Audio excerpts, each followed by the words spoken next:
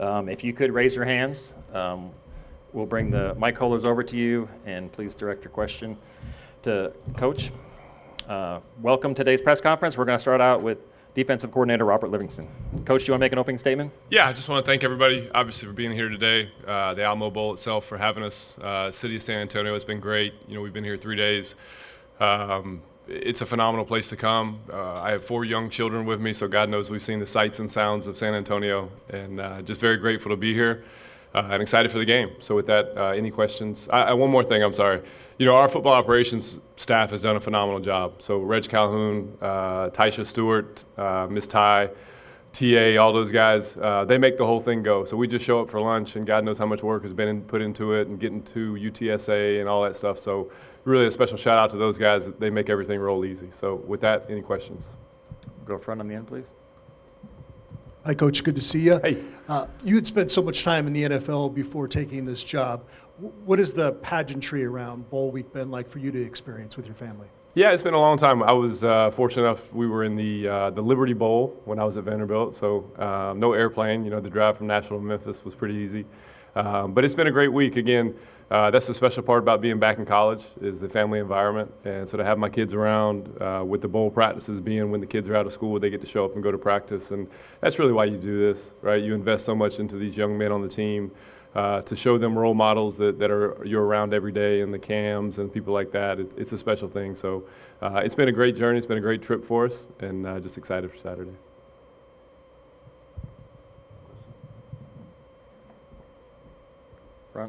Front two.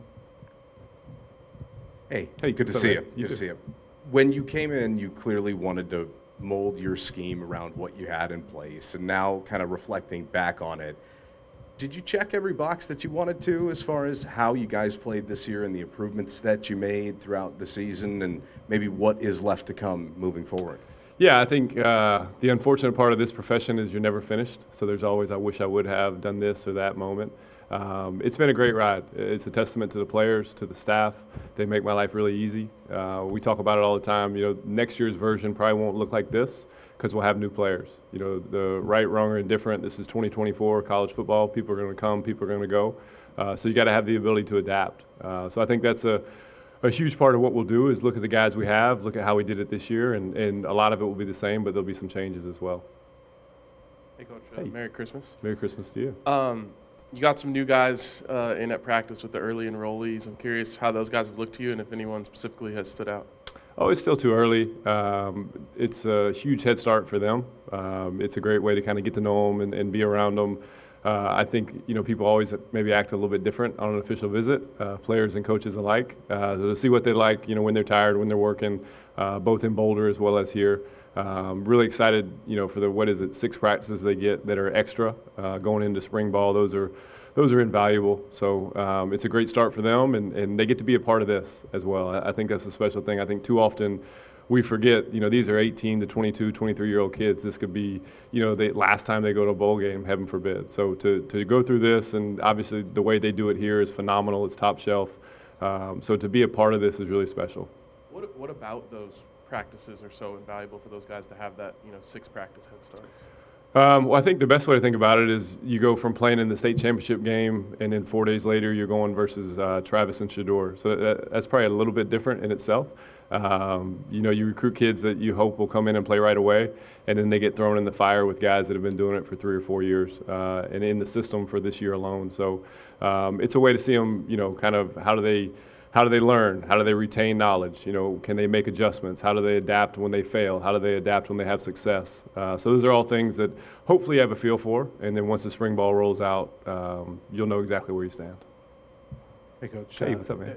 He was mentioning your NFL experience, Adam was, but clearly a very different experience postseason here as opposed to postseason in the NFL, where you go right from regular season.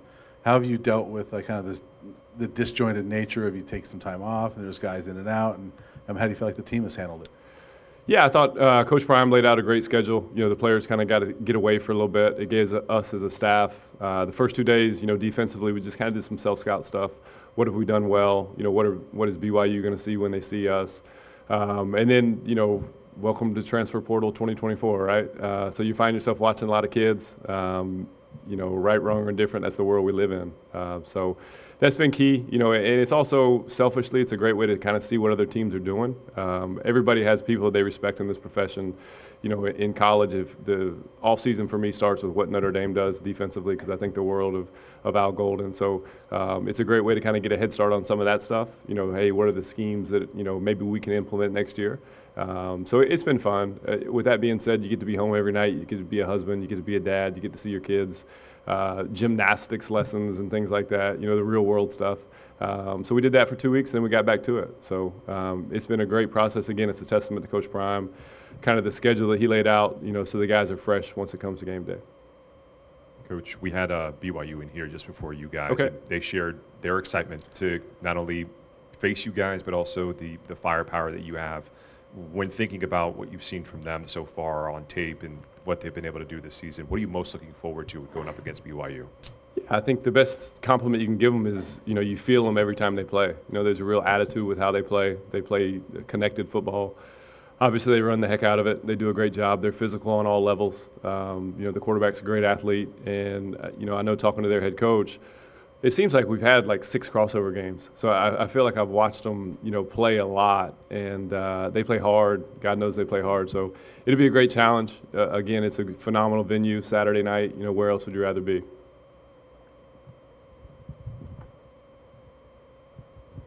Clearly, with your NFL experience, you have a lot of great connections, and you're going to have a crop of guys here going to the NFL who are maybe projected as mid, late, maybe undrafted guys, tweeners.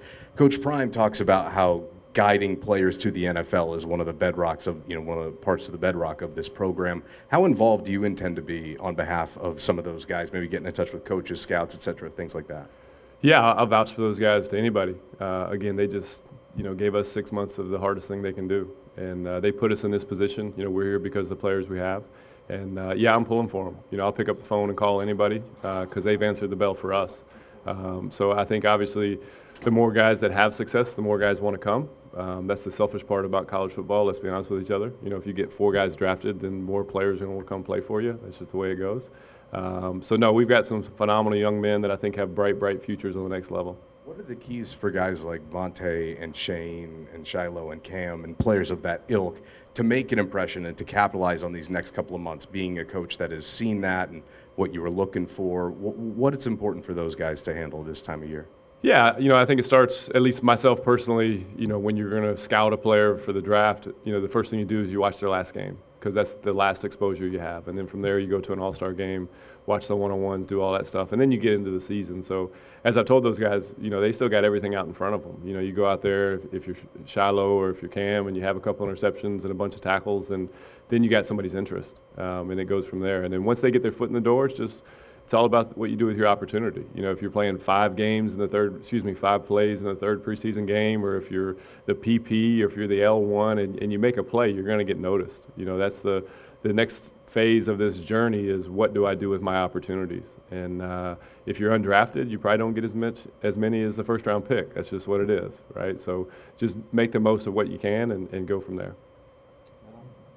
Hey, Rob, I remember you said a couple weeks ago in Boulder when we talked to you about part of the appeal of this job was building something from the ground up. Mm-hmm. And obviously today you mentioned, there's going to be different personnel next year on the defensive side. What's kind of the balance for you as a coordinator in trying to set the standard of what you expect out of your defense while also trying to reinvent yourself based off of your personnel and the guys you have year in and year out? Yeah, to me, stats are cute and people talk about them a lot, but at the end of the day, the only thing that matters is points, right? So yards don't equal points for us. If we can play great situationally, so that's third down, that's red zone, and we keep the points low, then that's what we want to do. In terms of, the standard, you want to be able to feel us. That's what we've always talked about. I think we've all watched a game where the defense is flying around and you find yourself almost cringing when somebody cuts back. That's who we want to be. We want to be the hardest playing team that you can.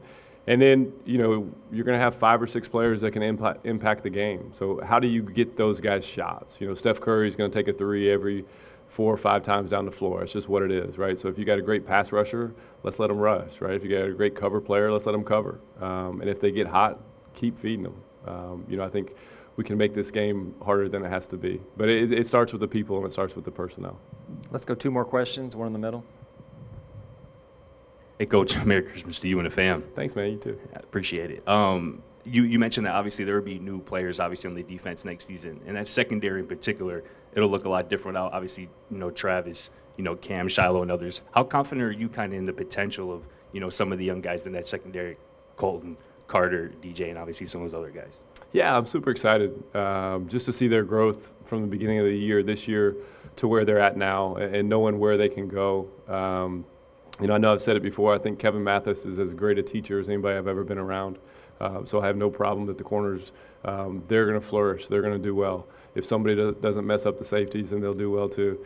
So no, it's exciting. Anytime you have young players that have been a part of it, that know what it's supposed to look like, they know how Travis works. We've talked about it before. Anytime your best player is your hardest worker, that equals culture, right? So they've just seen that for a year, and then now they saw him walk away with the Heisman Trophy. So if you need to be pushed, then you probably haven't been paying attention, right? So now it's your job. We're in the relay race, and the baton has been passed to you, bud, and it's going to be what you do from there. So it'll be an exciting spring. I'm sure we'll add some more people, and I think competition obviously brings the best out of everybody. So it'll be fun. Is there a final question? Thank you, Coach. Thanks. Coach Shurmur?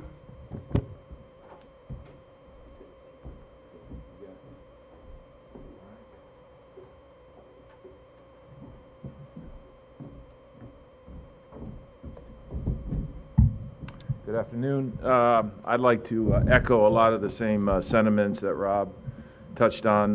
The Bowl Committee, Valero Alamo Bowl Committee has been very warm, and we've really enjoyed ourselves here. Great events. The setup for us to practice it at UTSA has been awesome. And then our people, there's a lot of organization that goes into spending a week away. Reggie, Ty, and Tyler and that group did a wonderful job. So when we show up, we get on the bus and do our business and then get back on the bus and come back. Everything's been organized. The food's been great.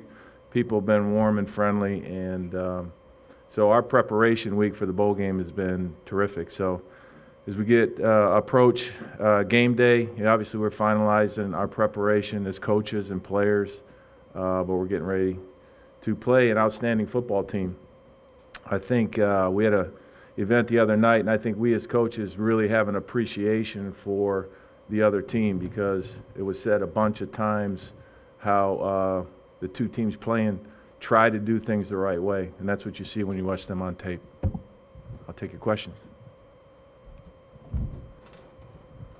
Hey, Coach. Merry Christmas. Thank you. Merry Christmas.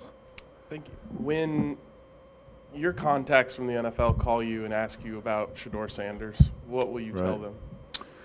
Well, I've already told all 32 teams multiple times probably what I would tell you, but most players that make it in the NFL obviously have great skill and ability, which Shedeur have performed at a high level, which he does, has a true love for the game, which he has, and then is going to be an outstanding teammate. And really those are the four cornerstones of what makes a great pro. You got to have talent.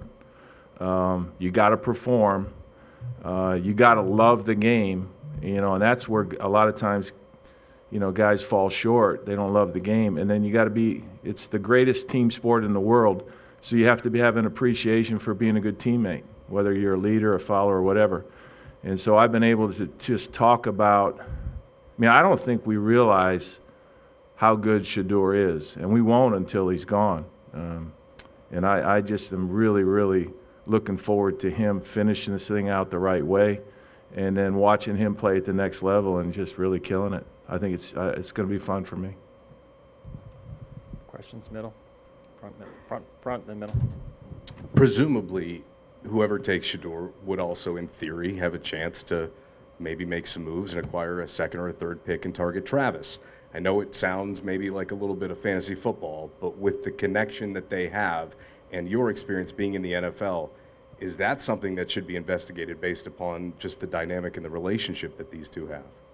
If they could pull that off, good for them. All right, yeah, that's GM wizardry if you could pull that off. No, I have a huge respect for both players. I've told all the pro scouts, if you need a quarterback, take Shedeur, and if you don't take him, you're taking the second best guy, in my opinion.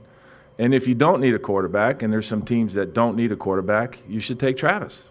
To me, it's a very simple discussion. When I think of these two players, these are guys that have helped change the course of history for Colorado, Buffalo football, along with Coach Prime. And I just have a huge respect for them, and I think they're going to just absolutely dominate the next level. How rare is their chemistry for a wide receiver quarterback combo? Because from my perspective, I haven't seen two guys in college that have had that much say in an offense, or at least be listened to by somebody of your stature with your experience. What has it been like working with those two guys and their relationship? Yeah, it's been awesome because we go in thinking it's going to look one way, and then the defenses always play us a little bit differently because of our skill and ability. And so when we get out there, we get a little feel for what's going on, and then there's a lot of conversation that goes on between Shurmur and Travis. How's he playing you? Let's throw this type of route.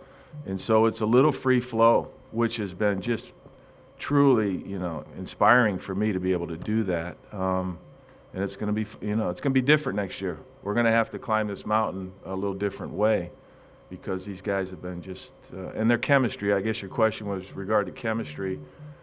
When a receiver and a wide receiver connect, there's a lot of time and effort that's gone into getting that right, and they're able to do it on Saturday, and that's what makes them great. Hey, Coach, Merry Christmas to you and the fam.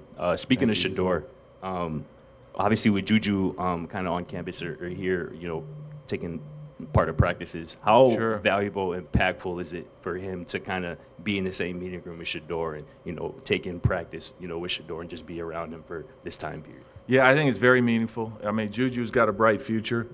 He was just playing in a high school championship game here a few days ago. But to be around, quarterbacks are always looking for perspective.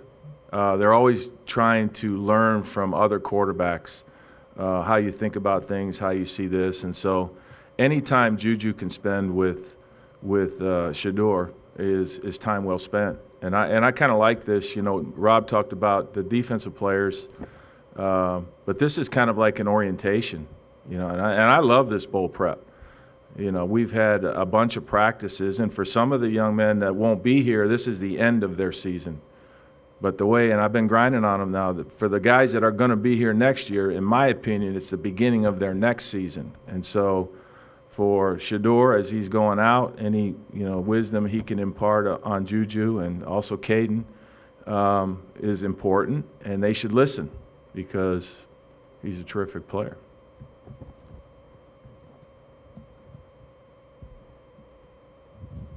Coach, when speaking about facing a talented team in BYU, correct. When looking at the film you've seen this past week, what is it that stands out to say, okay, we need to be ready for that, or that excites us, we're excited about facing that matchup? Yeah, I think when you look at, and again, this is my first real role going through the roll call of teams that we're playing and watching them play on defense. And I've watched BYU play quite a bit. We've had a lot of crossover time watching them on tape. But they play defense the right way. They first starts, they're very physical up front, which you have to be in this game. Doesn't matter what level you're playing, high school, college, or pro. Very physical up front, very fundamental in the back. And, they have answers. So, they might bring them all. They may drop them all out, and then they do everything in between. So, we got to be sharp with how we run it and how we throw it.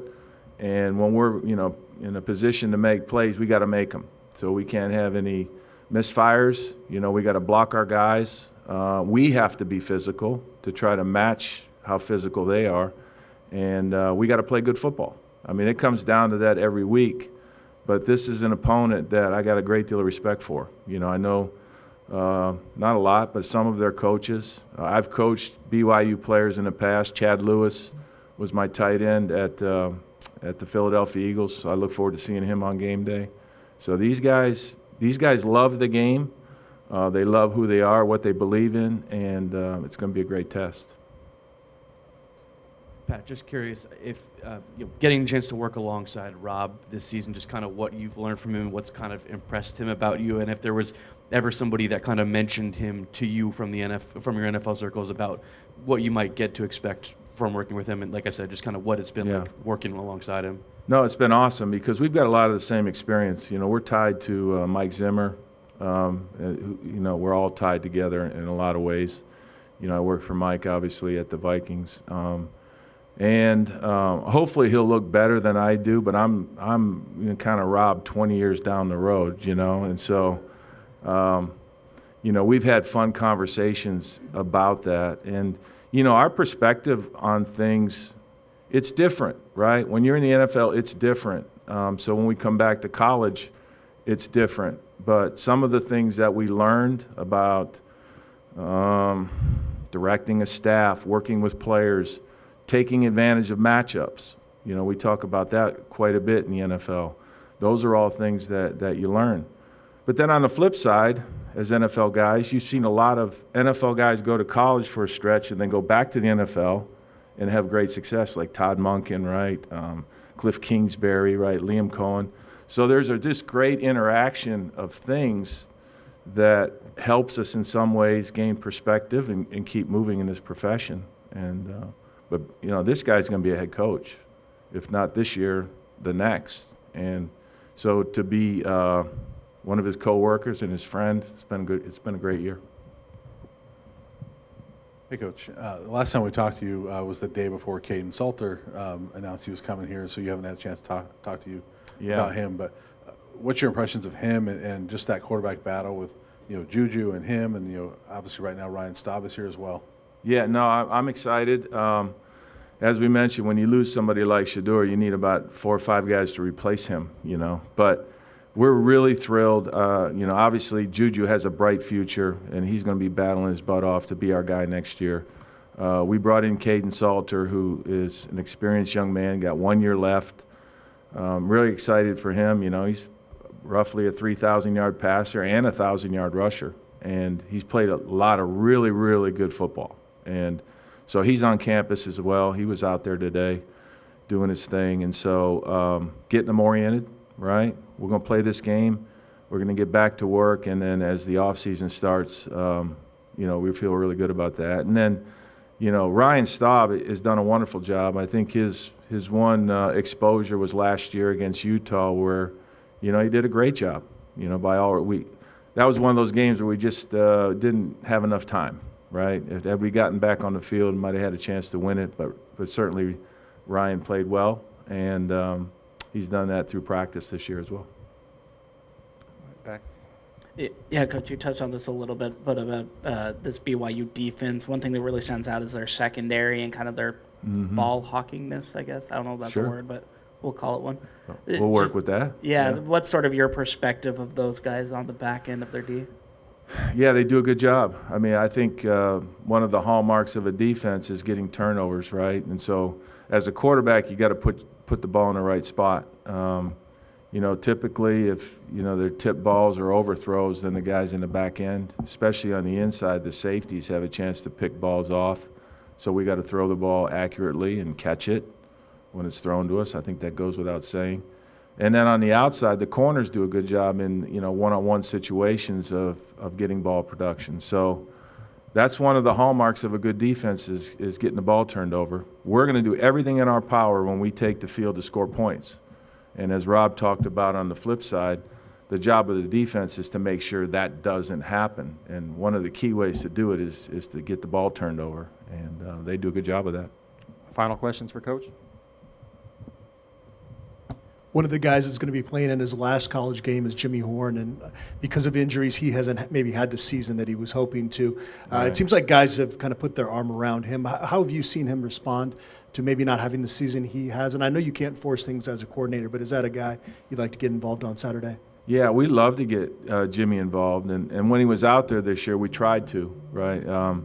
You know, we fortunately have a lot of different targets, and, you know, Jimmy can make an impact. You know, the thing about Jimmy is he's fast, you know, and we've seen it. I mean, first series of the game against North Dakota State, right? I mean, so if he catches the ball in the back end, he can score touchdowns, you know, and I think that's the beauty of him. And then as you get to know Jimmy, he's got a wonderful spirit.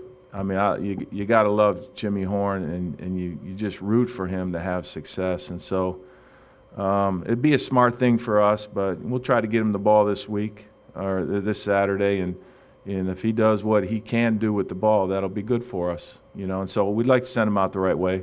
He's had these little nagging injury things that kind of kept him kind of out of the, you know, the smooth flow of things for us. So he's back healthy now, and hopefully we can get him going. Pat, sticking in the wide receiver room, Will Shepard told us a couple weeks ago that LeJohntay has been a real leader in that room throughout the season. Just curious from your perspective, kind of how LeJohntay has impacted the rest of the wide receiver room, and just kind of how much you're looking forward to seeing him try to carve a role for himself in the NFL going forward. Yeah, I think he's a pro, you know, and, you know, guys ask me about it. There's a bunch of guys that I talk about as being pros, you know, and we got 4 receivers.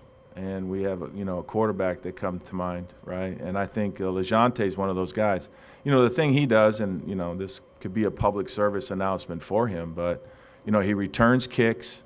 So, you know, I'm thinking about when you pick a guy and you're building a roster, he's a kick returner, right? He took 1 yard this year.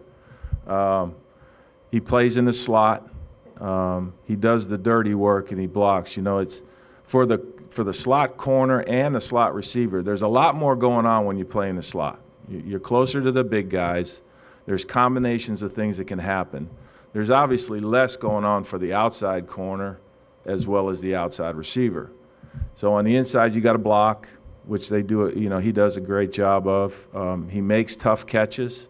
He shows up in critical times in the game, and he's a tough, spirited guy that, you know, I think we forget that. I think in his former school, he was a walk-on, right, that earned a scholarship. So I got a warm place in my heart for those kind of guys. And he's been productive. So just go back to what you're looking for in a pro, right? A guy that has the skill and ability, check, right? A guy that's produced, check, right? A guy that loves the game, check. And then a guy who understands the importance of being a good teammate, check. So in my mind, he's checked all the boxes. And just like the top 2 guys we're talking about, anybody that chooses to draft Tay wherever they do, I mean, they're getting a baller. All right, one final question. Hey, Coach, welcome to the Alamo Bowl. Congratulations. Thank you very much. This is your second year as coordinator with the bus. First full, but yeah. First yeah, full? Yeah. Okay.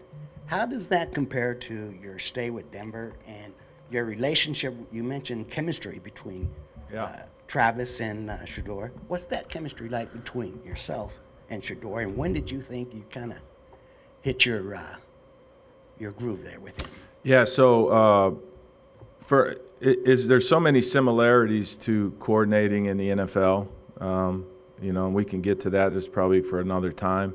But with my relationship with Shurmur, you know, it started last year. I was walking my daughter down the aisle a couple Julys ago, and Coach Prime called me and said, you know, I'd like you to come out as an analyst and put some pro eyes on Shurmur and help him and whatnot. And then as time went on, my role changed quite a bit. So early on, you know, we developed a really good relationship. And I think that's the key part of this business that people don't spend enough time on, right? You just can't start teaching these guys plays. You got to get to know them. They got to know you believe in them. And I think that's what Rob does a great job with his staff and his players. And so that started for me a couple years ago. And then when I was put in control of the offense, you know, it just happened faster, right? I believe in the young man. I listen to him. Even though I'm almost 60, I'm a grandfather now.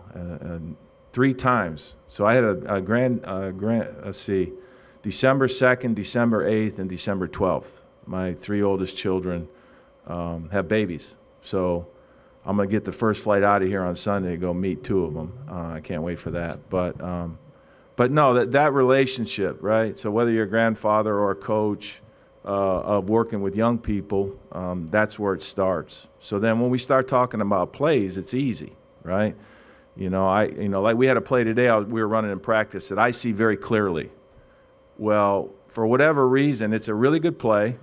Shurmur just doesn't quite see it the way I see it. So we're going to move on to something else. We got a lot of other plays, right? If he doesn't see it the way I see it and we can't get a completion and make it happen, we'll move on. You know, and so I think that's one little example of how the relationship works. But this is a relationship business. And when coaches lose sight of that, which is easy to happen at times because of the grind of it and the scrutiny of it, when you lose sight of that, then I think you lose sight of the big picture, and it's not good. Thank you, coaches. We'll bring the players in a couple seconds.